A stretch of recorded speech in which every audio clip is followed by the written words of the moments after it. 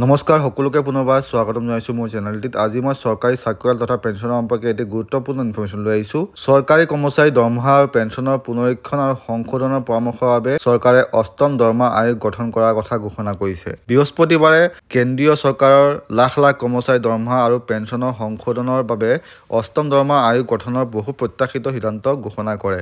প্ৰধানমন্ত্ৰী নৰেন্দ্ৰ মোদীয়ে কয় যে চৰকাৰী কৰ্মচাৰী দৰমহা আৰু সুবিধাৰ পৰিৱৰ্তনৰ পৰ্যালোচনা আৰু পৰামৰ্শ দিয়াৰ দায়িত্ব দিয়া পৰৱৰ্তী পে পেনেলে জীৱনৰ মান উন্নত কৰিব। কেন্দ্ৰীয় বিত্তমন্ত্ৰী নিৰ্মলা সীতাৰমণে ১ ফেব্ৰুৱাৰীত দাখিল কৰিবলগীয়া কেন্দ্ৰীয় বাজেট ২০২৫-২৬ৰ কিছুদিন পূৰ্বে এই ঘোষণা। ৮ম দৰমহা আয়োগৰ পৰামৰ্শ কেতিয়া কাৰ্যকৰী হ'ব? পে পেনেলৰ পৰামৰ্শ সাধাৰণতে 10 বছৰৰ বাবে কাৰ্যকৰী কৰা হয়।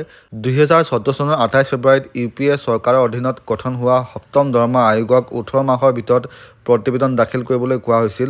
অৱশ্যে ন্যায়াধীশ একে মাথুৰে বিত্ত মন্ত্ৰালয়ৰ পৰা এমাহ বৃদ্ধিৰ বাবে অনুৰোধ জনায়, যিয়ে এই সময়সীমা ২০১৫ চনৰ ৩১ ডিচেম্বৰলৈ বৃদ্ধি কৰে। অৱশেষত ২০১৬ চনৰ ১ জানুৱাৰীত পেনেলৰ পৰামৰ্শ কাৰ্যকৰী কৰা হয়। ষষ্ঠ কেন্দ্ৰীয় দৰমহা আয়োগ ২০০৪ চনৰ ২৪ মাৰ্চত নিজৰ প্ৰতিবেদন দাখিল কৰে আৰু ২০০৬ চনৰ ১ জানুৱাৰীত সংশোধিত দৰমহা স্কেলসমূহ পূৰ্বৰ দৃষ্টিৰে কাৰ্যকৰী কৰা হয়। ৮ম দৰমহা আয়োগৰ পৰামৰ্শ দাখিল কৰিবলৈ কেইবামাহো সময় আছে, যাতে সংশোধিত দৰমহা স্কেল ২০২৬ পৰা ১ জানুৱাৰীৰ পৰা কাৰ্যকৰী কৰিব পৰা যাব। ইয়াৰ পিছত কি হ'ব? সদস্য নিযুক্তি অধ্যক্ষ সংবাদমেলত এই সিদ্ধান্তৰ কথা ঘোষণা কৰি তথ্য আৰু সম্প্ৰচাৰ মন্ত্ৰী অশ্বিনী বৈষ্ণৱে কয় যে শীঘ্ৰেই আয়োগৰ অধ্যক্ষ আৰু 2জন সদস্যক নিযুক্তি দিয়া হ'ব। বিত্ত মন্ত্ৰালয়ে ৮ম দৰমহা আয়োগৰ অধ্যক্ষ আৰু সদস্য নিযুক্তি দি এক প্ৰস্তাৱ আনিব বুলি আশা কৰা হৈছে। অতীতৰ ধাৰা অনুসৰি গৈ এজন সচিব পৰ্যায়ৰ আমোলাও আয়োগৰ অংশ হোৱাৰ সম্ভাৱনা আছে। প্ৰথমটোৰ বাহিৰে সকলো পে পেনেলতে এজন সদস্য সচিব আছে। নিৰৱচ্ছিন্নভাৱে ভাৰতীয় প্ৰশাসনিক সেৱাৰ পৰা ৰেফাৰেন্সৰ চৰ্তসমূহ। বিত্ত মন্ত্ৰালয়ে ৮ম কেন্দ্ৰীয় দৰমহা আয়োগৰ কামৰ পৰিসৰ, উদ্দেশ্য আৰু সীমা নিৰ্ধাৰণৰ বাবে প্ৰস্তাৱটোত টাৰ্মছ এণ্ড ৰেফাৰেন্স নিৰ্দিষ্ট কৰাৰ সম্ভাৱনা আছে। টাৰ্মছ অফ ৰেফাৰেন্সসমূহে আয়োগৰ বাবে এক বিস্তৃত ব্লুপ্ৰিণ্ট হিচাপে কাম কৰে, যাতে ইয়াৰ কামসমূহ চৰকাৰৰ লক্ষ্য, অংশীদাৰসকলৰ আশা আৰু বিত্তীয় বিবেচনাৰ সৈতে মিল থকাটো নিশ্চিত কৰিব পাৰি।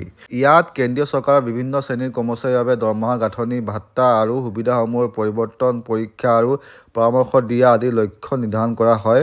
পৰামৰ্শসমূহৰ কাৰ্যকৰী তাৰিখৰ পৰামৰ্শ দিয়ে আৰু অন্যান্যৰ লগতে ঐতিহাসিক আৰু পৰম্পৰাগত সমতাৰ দৰে প্ৰসংগভিত্তিক কাৰকসমূহৰ ওপৰত গুৰুত্ব আৰোপ কৰে। অংশীদাৰসকলৰ সৈতে বৈঠক। পে পেনেলৰ সদস্য নিযুক্তি দিয়াৰ পিছত আয়োগে অহা কেইমাহমানৰ ভিতৰত অংশীদাৰসকলৰ সৈতে কেইবা ডজনো বৈঠক অনুষ্ঠিত কৰাৰ সম্ভাৱনা আছে।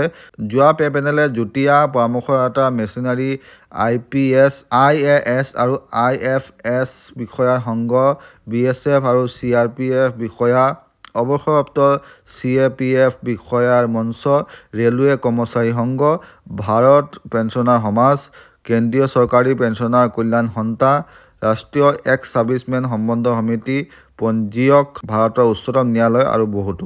আয়োগৰ সন্মুখত প্ৰত্যাহ্বান।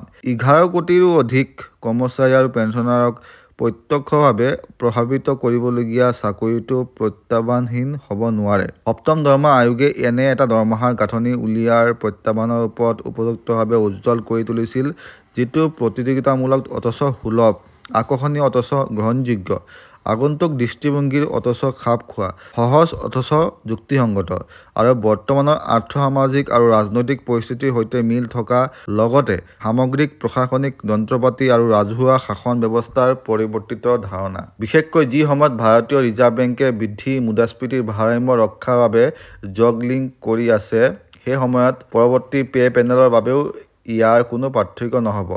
আয়োগৰ পৰামৰ্শৰ আৰ্থিক প্ৰভাৱ দৰমহা, ভাত্তা আৰু পেঞ্চনৰ ব্যয় বৃদ্ধিৰ জৰিয়তে প্ৰতিফলিত হ'ব। ৭ম দৰমহা আয়োগে ২০১৬-১৭ বিত্তীয় বৰ্ষৰ বাবে দৰমহা, ভাত্তা, পেঞ্চনৰ বাবে চৰকাৰী ব্যয় ২৩.৫৫% বৃদ্ধি হোৱাৰ অনুমান কৰিছিল। এয়া আছিলে আজি ইনফৰমেশ্যন। আশা কৰিছোঁ আপোনালোকে মোৰ ভিডিঅ'টি চাই উপকৃত হৈছে। লগ পাম আন এটি ভিডিঅ'লৈ। তেতিয়ালৈকে stay fit, stay healthy. Bye bye. জয় আই অসম, জয় হিন্দ।